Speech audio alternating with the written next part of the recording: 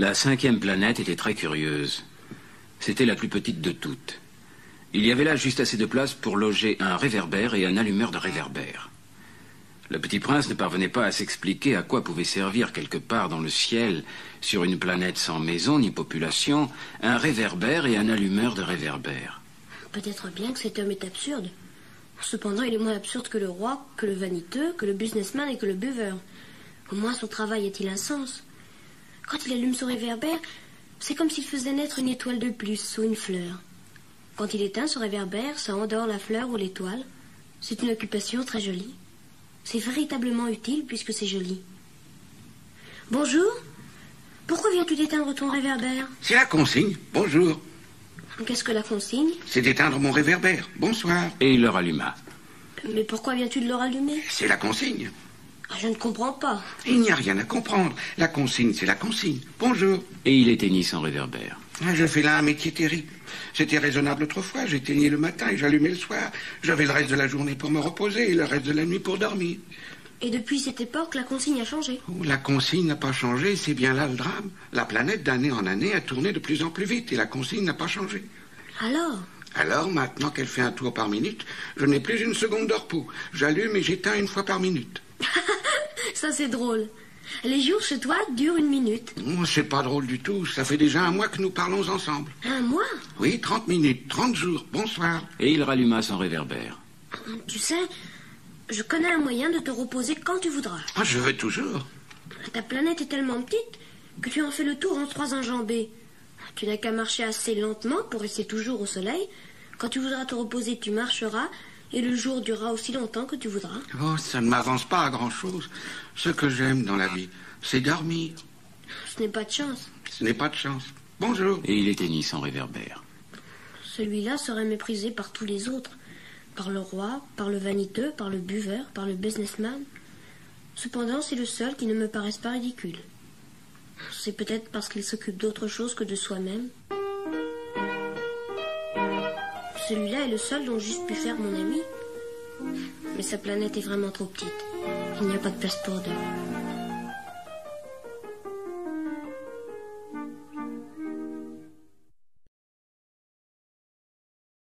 La 6e planète était une planète 10 fois plus vaste. Elle était habitée par un vieux monsieur qui écrivait d'énormes livres. Tiens, voilà un explorateur. D'où viens-tu? Quel est ce gros livre? Que faites-vous ici? Je suis géographe. Qu'est-ce qu'un géographe? C'est un savant qui connaît où se trouvent les mers, les fleuves, les villes, les montagnes et les déserts. Ça, c'est bien intéressant. Ça, c'est enfin un véritable métier. Elle est bien belle, votre planète. Est-ce qu'il y a des océans? Je ne puis pas le savoir. Ah? Et des montagnes? Je ne puis pas le savoir. Et des villes? Et des fleuves et des déserts? Je ne puis pas le savoir non plus. Mais vous êtes géographe. C'est exact, mais je ne suis pas explorateur. Je manque absolument d'explorateurs. Ce n'est pas le géographe qui va faire le compte des villes, des fleuves, des montagnes, des déserts, des mers et des océans. Le géographe est trop important pour flâner. Il ne quitte pas son bureau, mais il y reçoit les explorateurs.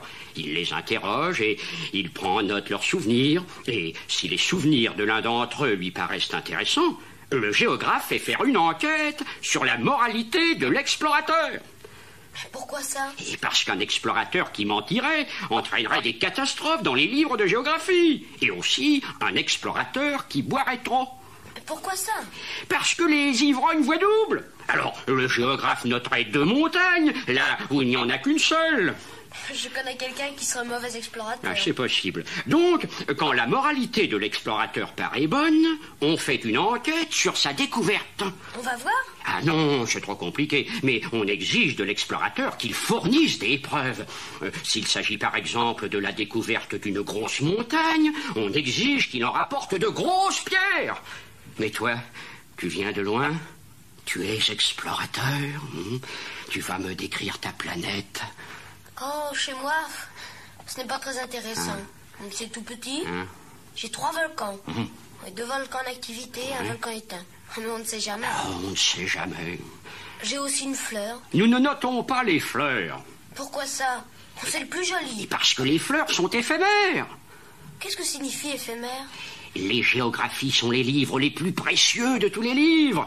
Elles ne se démodent jamais. Il est très rare qu'une montagne change de place. Il est très rare qu'un océan se vide de son eau. Nous écrivons des choses éternelles. Mais les volcans éteints peuvent se réveiller. Qu'est-ce que signifie éphémère? Et que les volcans soient éteints ou soient éveillés, ça revient au même pour nous autres. Ce qui compte pour nous, c'est la montagne. Elle ne change pas. Mais qu'est-ce que signifie éphémère? De sa vie, le petit prince ne renonçait à une question une fois qu'il l'avait posée. Ça signifie qu'il est menacé de disparition prochaine. Ma fleur est menacée de disparition prochaine? Bien sûr. Ma fleur est éphémère. Et elle n'a que 4 épines pour se défendre contre le monde. Et je l'ai laissée toute seule chez moi. Que me conseillez-vous d'aller visiter?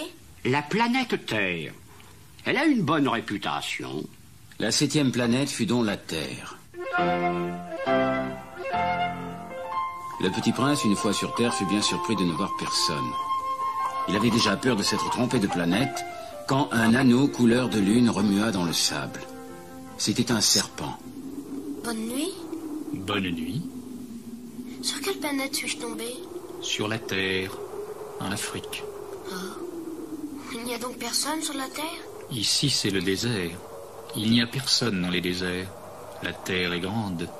Je me demande si les étoiles sont éclairées, afin que chacun puisse un jour retrouver la sienne. Regarde ma planète, elle est juste au-dessus de nous. Mais comme elle est loin... Elle est belle. Que viens-tu faire ici? J'ai des difficultés avec une fleur. Ah. Où sont les hommes? On est un peu seul dans le désert. On est seul aussi chez les hommes. Tu es une drôle de bête, mince comme un doigt. Mais je suis plus puissant que le doigt d'un roi. Tu n'es pas bien puissant. Tu n'as même pas de pattes.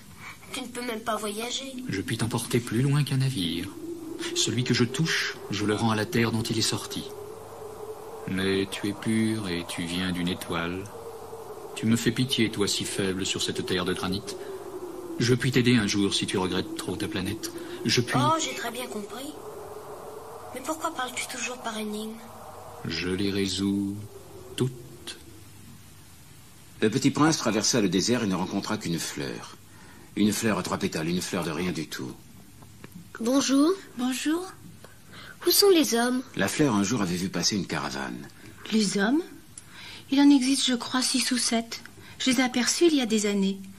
Mais on ne sait jamais où les trouver. Le vent les promène. Ils manquent de racines. Ça les gêne beaucoup.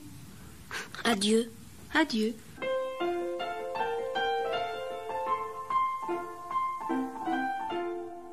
Le petit prince fit l'ascension d'une haute montagne.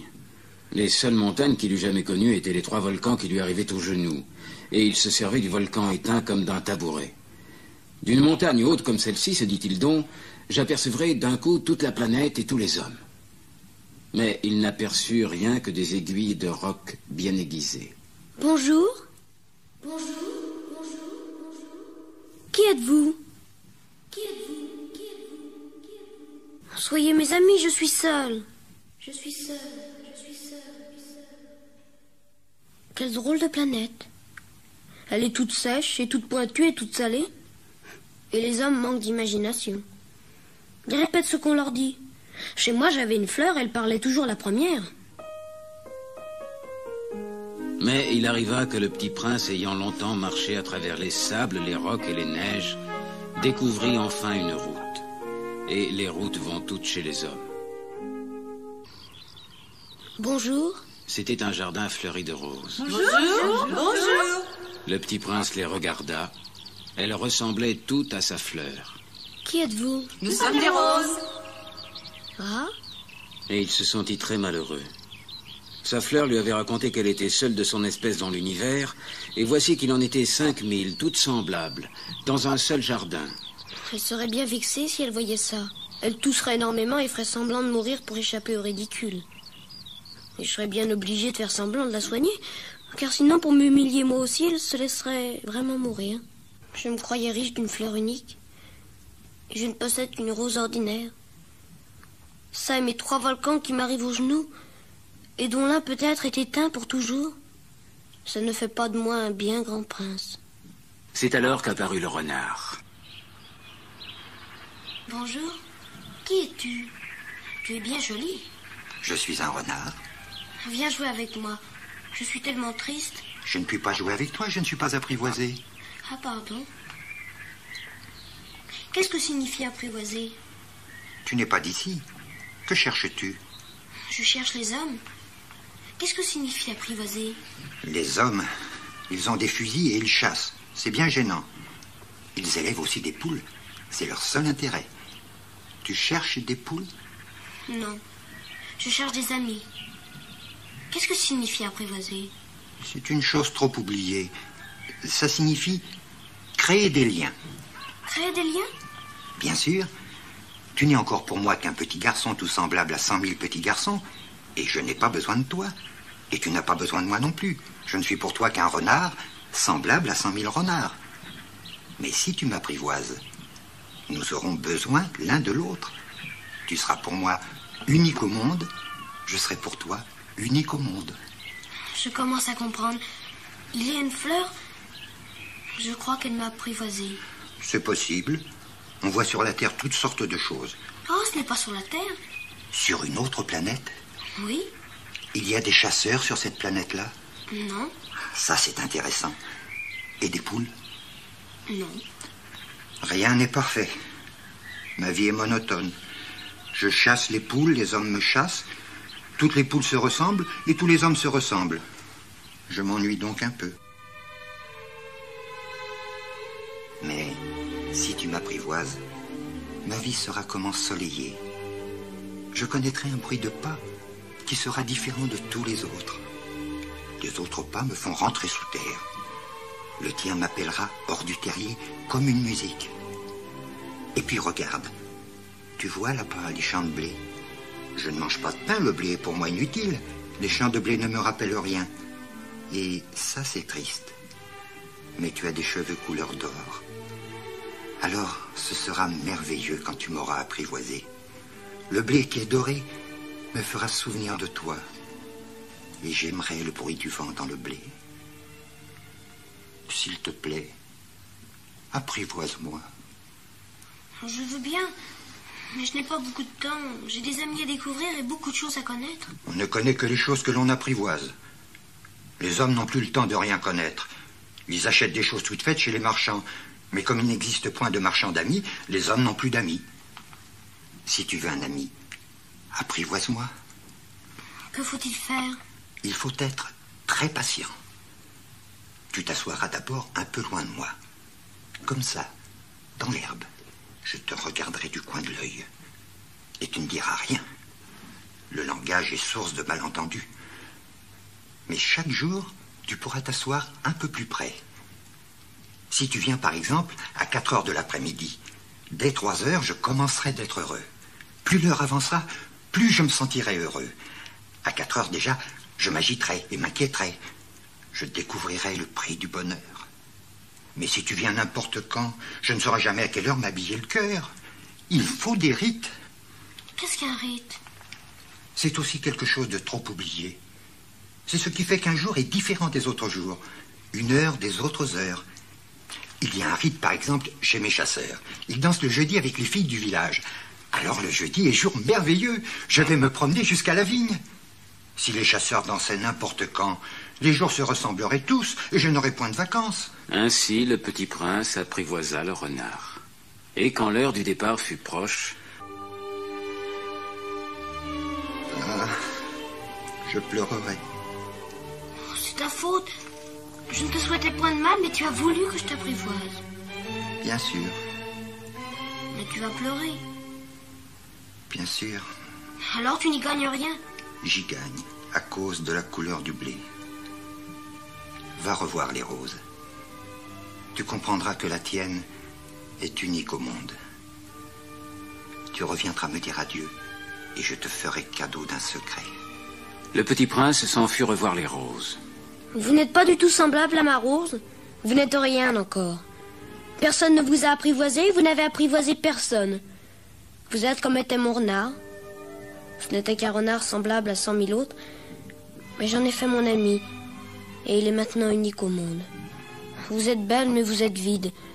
On ne peut pas mourir pour vous. Bien sûr, ma Rose à moi, un passant ordinaire, croirait qu'elle vous ressemble. Mais elle seule, elle est plus importante que vous toutes. Puisque c'est elle que j'ai arrosée. Puisque c'est elle que j'ai mise sous globe. Puisque c'est elle que j'ai abritée par le paravent. Puisque c'est elle dont j'ai tué les chenilles, sauf les 2 ou 3 pour les papillons.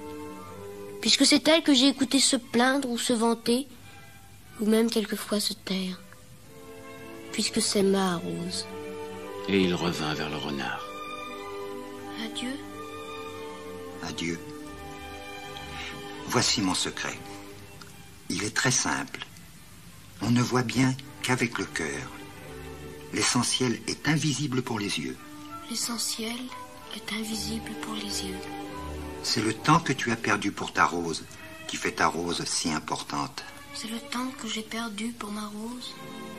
Les hommes ont oublié cette vérité, mais tu ne dois pas l'oublier. Tu deviens responsable pour toujours de ce que tu as apprivoisé. Tu es responsable de ta Rose. Je suis responsable de ma Rose.